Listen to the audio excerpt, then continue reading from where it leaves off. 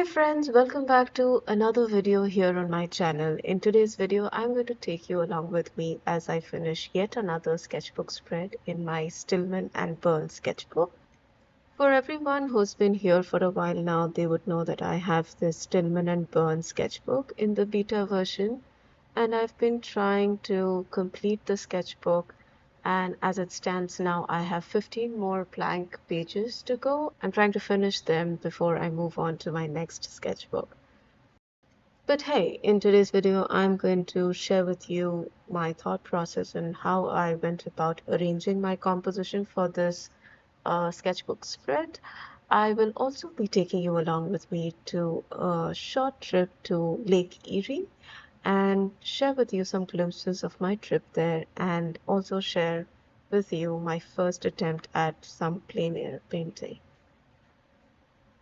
The colors I chose for the sketchbook spread were from a limited palette, and I was using the introductory set of Winsor & Newton gouache. I think they come in a set of 10 with a black and a white, and the primary intention of me to paint this sketchbook spread was to also get a chance to practice skin tones. So for my color choices, I stuck to spectrum red, yellow ochre, and touch of primary blue as and when I wanted to add shadows in the skin shades. The way I was approaching this painting was the way I would approach any watercolor painting. The first layer was very watery mixes, and I was just putting down washes of colors as I saw in my reference pictures, and I kept building on layer as I would have normally done for any watercolor piece. As you would see in all the sketches of the women here, I kept blue as the unifying color theme. So the blue I used here was a mix of ultramarine and primary blue that came with the introductory set. I do have some thoughts on the Winsor & Newton gouache, which I will share with you later in the video. But for now, let me take you to Lake Erie with me. So I stay in Pittsburgh, which is more of a landlocked city. Growing up, I was always surrounded by the sea and loved the smell of the ocean. Now, Lake Erie is no sea, but it is the largest body of water from where I stay. So one sunny afternoon, I threw in all the art supplies I had lying nearby and made my way to paint two of the lighthouses that border the coast. It was heavenly sitting on the beach and painting using ink and watercolor. I gave myself a time limit for each, and it was definitely a different experience than when painting in the studio.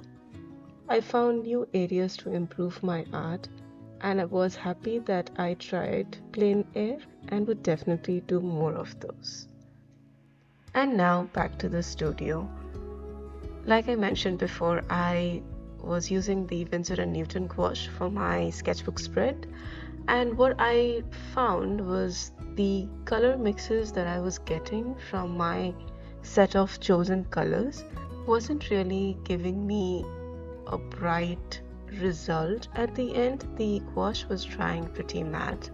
Now there's nothing wrong with that. I mean, the end effect looked more like a vintage illustration, if you know what I mean. I had previously used the Magello Mission white glass gouache and the Holbein gouache as well, which were very creamy and heavily pigmented. So I don't know if the issue with color mixes is something that's specific to the set of colors that I've chosen or the tubes that I have.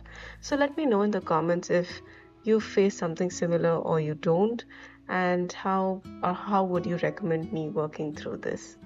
During my trip to Lake Erie, I also came across this massive shipping boat that immediately reminded me of Jack Sparrow from Pirates of Caribbean and one of his many ships he maneuvered to get to his Black Pearl. Oops, sorry for the little diversion there, but yeah, it was so majestic, and I managed to capture a few shots of the ship to paint later in my sketchbook. Uncertainty. This was probably my biggest learning from my plein air adventure from that weekend. Uncertainty in your surroundings, uncertainty with the weather, and how you adapt to it. This beautiful boat came in right without a sound when I was painting the other lighthouse, and had I not stopped to capture its glory, I would have only noticed it at the horizon, devoid of any detail.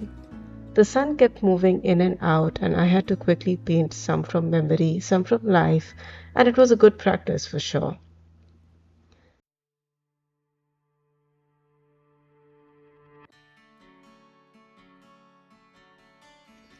This last sketch on my spread of the woman in the blue shirt took me particularly long because of the details of the folds in her fabric.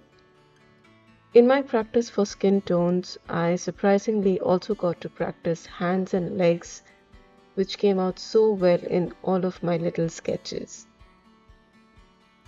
I'm so happy with the end result. I did get my due practice of skin tones. The colors I ended up choosing were warm red, warm yellow, transparent white, with hints of blue as and when I needed to darken the tones.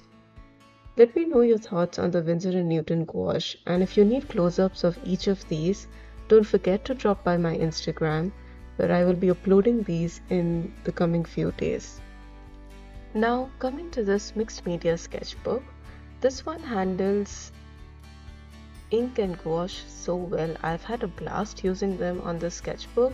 I don't use acrylics as much, so I can't give a feedback on that, but I have also used the sketchbook for little pieces of watercolors, and with that experience I carried this to my plein air painting and used watercolors in my traditional approach in this sketchbook, which led to a lot of backgrounds because this paper is more like a hot pressed paper, and that is something I'm looking for in my next sketchbook. I want a sketchbook that handles all medias equally well, but I'm not sure what's out there in the market. I've heard a lot of good things about the Strathmore Mixed Media Journal. Have you guys ever used it, and what's your feedback?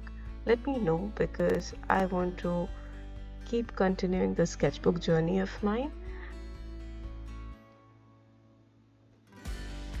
By the way, guys, I will be leaving you here as you see me finish the last sketch on this spread. Hope you enjoyed the video. Hope there was something for you to take away. And let me know if you use some other color combinations for your skin tones. If you did like a certain section of this video, feel free to hit that like button and let me know which section of this video you did like. And yeah, if you're not subscribed to this channel, feel free to do so too. It really helps me out, and hope to catch you in the next one. Bye.